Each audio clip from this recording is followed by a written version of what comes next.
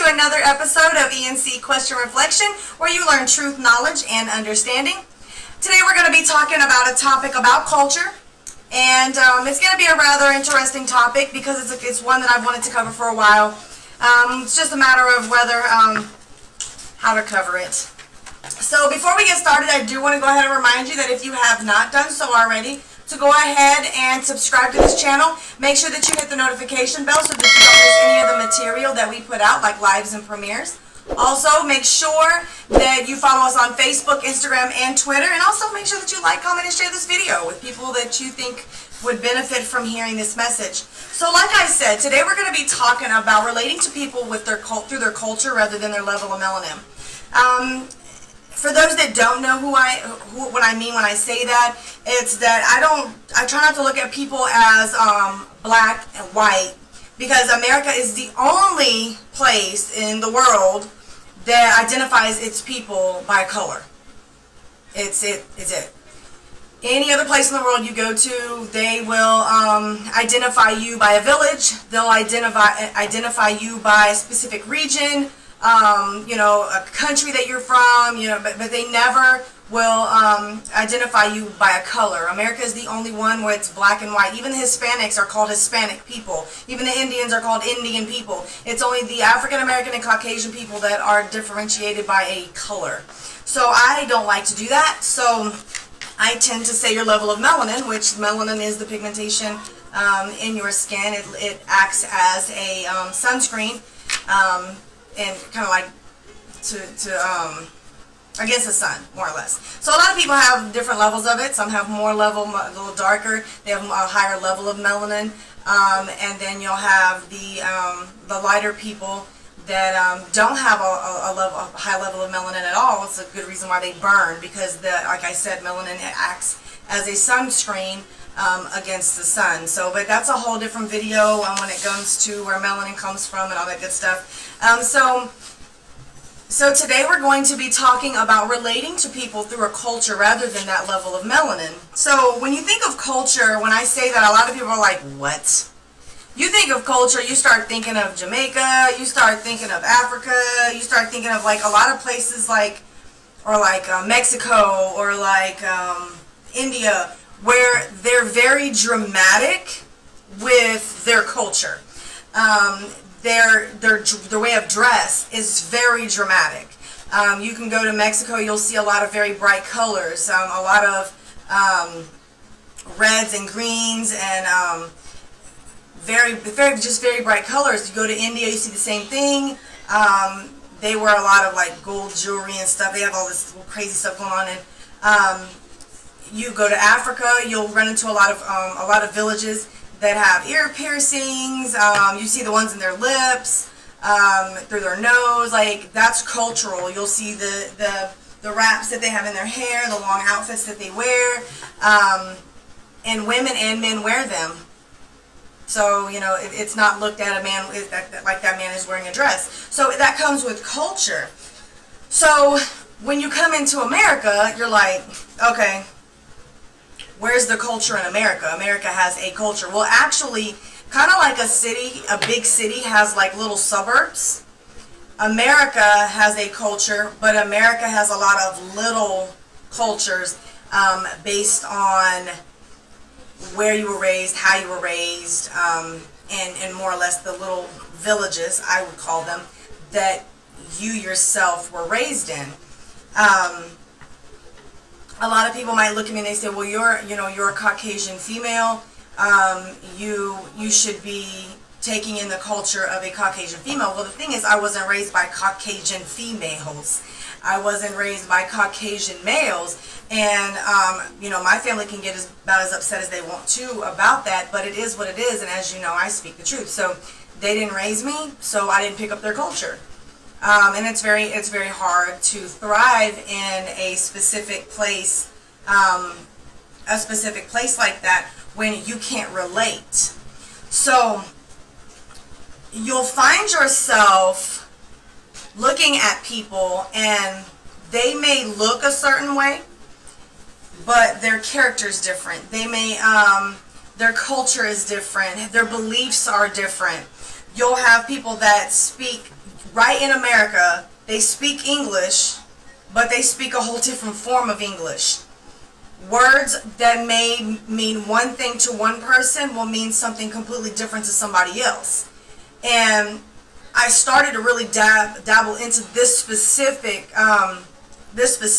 topic because I was a manager at a call center. And if anyone knows, when you're in a call center, you take calls from a lot of different people, a lot of different kinds of people, a lot of cultural people, different people from different countries, people from overseas. You take a whole bunch of calls from different, so you have to be very, very cautious about the language that you use, because what you may say to them means something completely different, and they're going to be offended by it because they're going to take it how they know it or how they see it to be taken where they're from. So you have to be really super cautious about stuff like that. So when you're dealing with culture, you're thinking of language, lingos. In the higher melanated cultures, we have a whole different language, ebonics, and we try to speak on a more of a very straight, like in our household, we have a rule that you can't use a word that you don't know the definition to. So we try to input into our house that we want to speak educated English, that we want to speak intelligently, that we don't want to try to separate the actual definitions and stuff from the English language. So that's kind of why we teach our children to talk the way that we do. So you'll find that people, the way they dress, the way the food they eat. You might say, oh well, I make mashed potatoes. Yeah, we got southern style mashed potatoes, or you got macaroni and cheese. People in the southern states, they make macaroni and cheese differently from people maybe in the western side. And when you actually come together from different sides of this country, you'll actually see people make their food completely different. People season their food different. There's some cultures who don't salt their food at all. I won't point any elbows, but they don't. And when you eat it, people who are used to having their food seasoned may be like, what is this?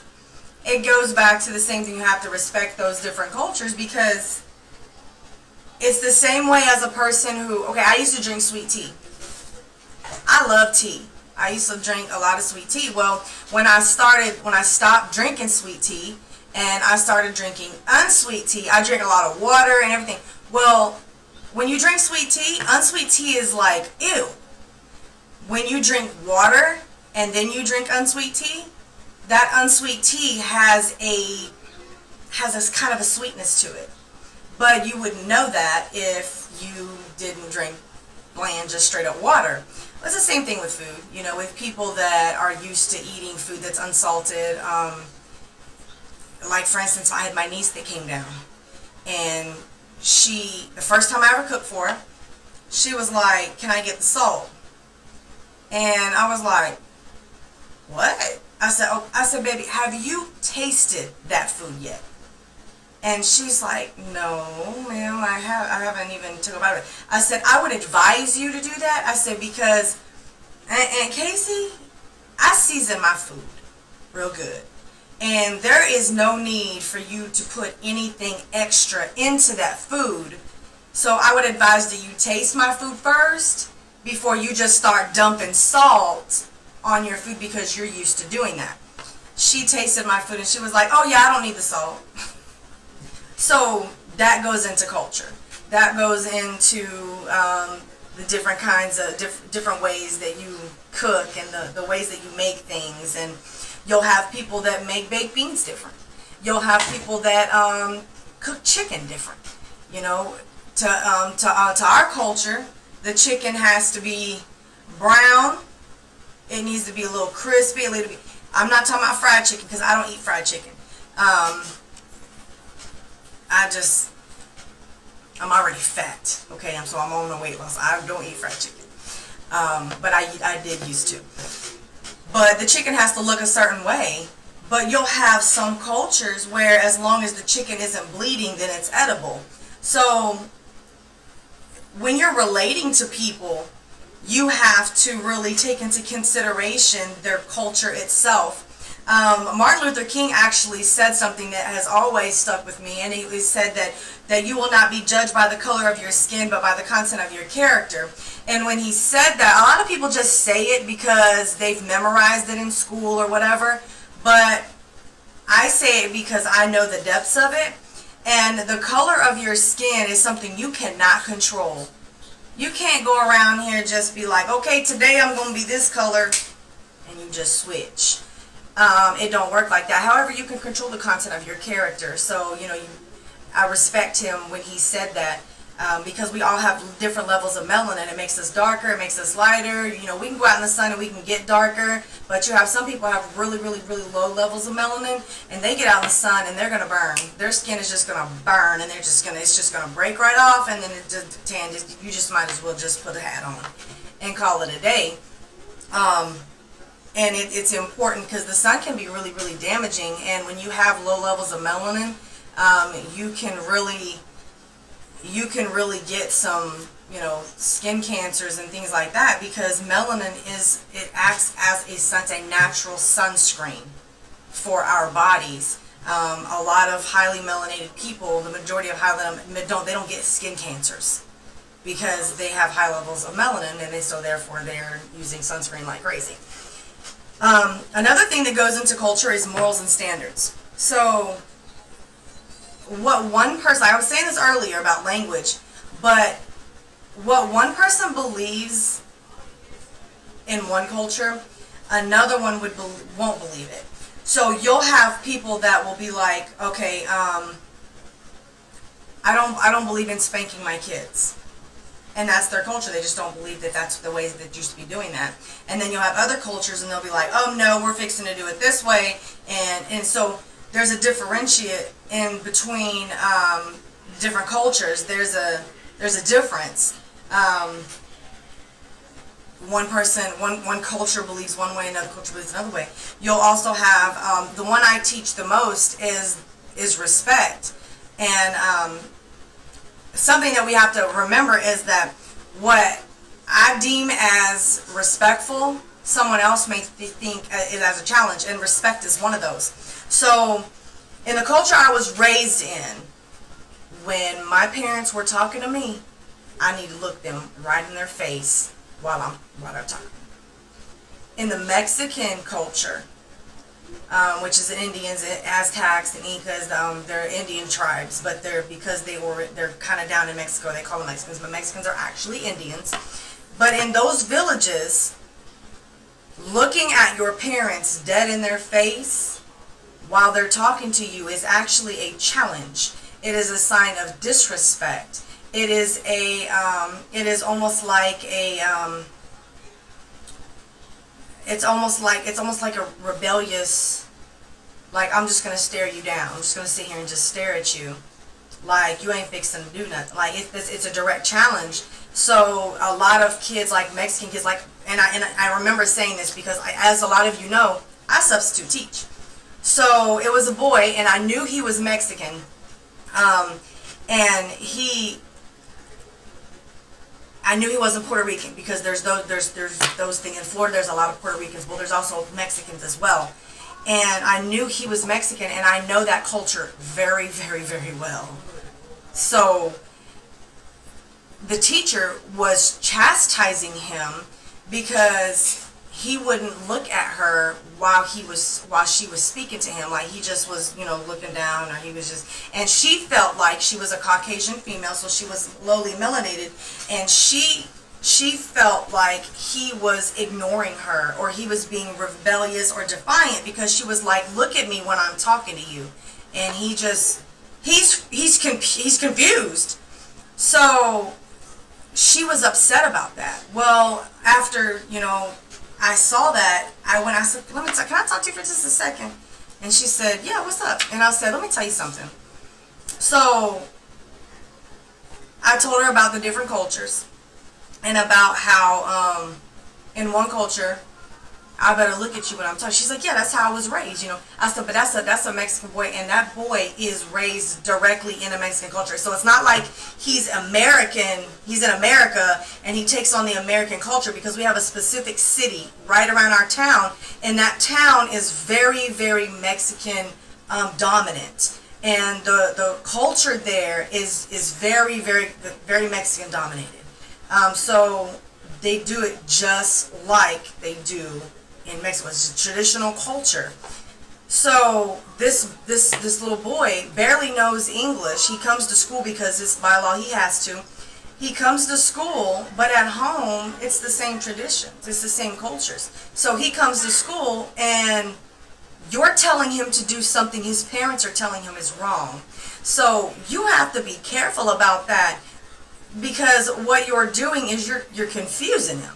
You're confusing him. So it's so important for people to know what different cultures entail. You know, you just don't want to just be like, well, this is my culture's like this, and if they gonna be around me, they gonna do it in my culture. See, no, you can't be like that, because that's not respectable. That's not a decent way to think. And I get treated a lot differently sometimes. But I wasn't raised in a Caucasian culture. I can't thrive in a Caucasian culture. I can be around Caucasian people. I mean, I'm a respectable woman. I'm a decent woman, and I know how to respect people. But I can't thrive in it because, I mean, let's say I go into one of my family members' house and they go to cooking. I'm instantly going to start seasoning food, and then they're like, wait a minute, that's too much. So that's already an issue there. When it comes to dressing in America is really just kind of universal. People just dress. But like in other cultures, like women wear certain stuff, men wear certain stuff. So it's really, dress is not a big thing in culture. Although you will see some differences, but they're minute, they're so tiny. But morals and standards, like certain things that I believe from the culture I was raised in, you go into a person with a different culture. Like I was using the example of my own family. I go in there and they're like, "What? I'm not gonna play with little kids. I'm not gonna allow a child to be disrespectful or rude to anybody. You know, you're a child." And so in our culture, it takes a village to raise kids. So we all can come together and be like, hey, you don't need to do that. But in like a Caucasian culture, it's like, this family's this way, this family's that way, and you're not finna talk to my son, that's my child. You know, it's kind of like that. So it's hard for me to thrive in it. So when you're dealing with people, you need to relate to those people based on what their culture is, not their level of melanin. Because you have a lot of people, such as myself, that I have a low level of melanin. Now I'm a camel. I'm for some reason I change colors. Like I'm super light right now, and I keep saying I'm super light, but I get dark, and then I get light, and then I get dark. But you'll have people who are really light, like Charlize Theron. She's an actress, and she's very, very low melanated, but she's South African. And if you ask her, well, you know, what are you black and white? She'll tell you. She'll say, no, I am South African, born and raised South African. So you can't just be able to, and it's a habit that a lot of people have. But you got to get out of it. You got to get out of the fact of, hey, that person looks really dark. They must be from Africa. No, that doesn't mean squat. And then they walk up to you and they start talking to you and they speak like clear as day, no accent, perfect, like intelligent English. And then you're like, okay, now where are you from? See, you shouldn't have judged them like that in the beginning anyways, because you judge them based on their level of melanin. You can't be judging people based off their level of melanin, because that's where people go wrong. That's when they start these wars against, well, it's this melanated person against this low level melanated person, this black and white or whatever. There's a problem there. There's a big problem there, because nowadays you're dealing with people who aren't even raised to even think that way. And the thing is, you have to be super duper cautious about it. Super duper cautious about it, because you can really offend some people. So when you're relating to people, when you're talking to people, you want to relate to those people based on their culture, where they're from, what their morals and beliefs are, who they are as a person. You know, not their level of melanin, not the color of their skin. I'm an artist. I paint. Oil paint, acrylic paints. I mean, you name it. I'm an artist. I do all kinds of artistic things. And so I'm telling you right now, whenever I'm painting a face, like a human being, I don't care what color that you are. You always start with a color called burnt sienna, and then you work your way lighter, because that's a very, very, very dark color. It's a very, very, very dark brown orangish kind of color.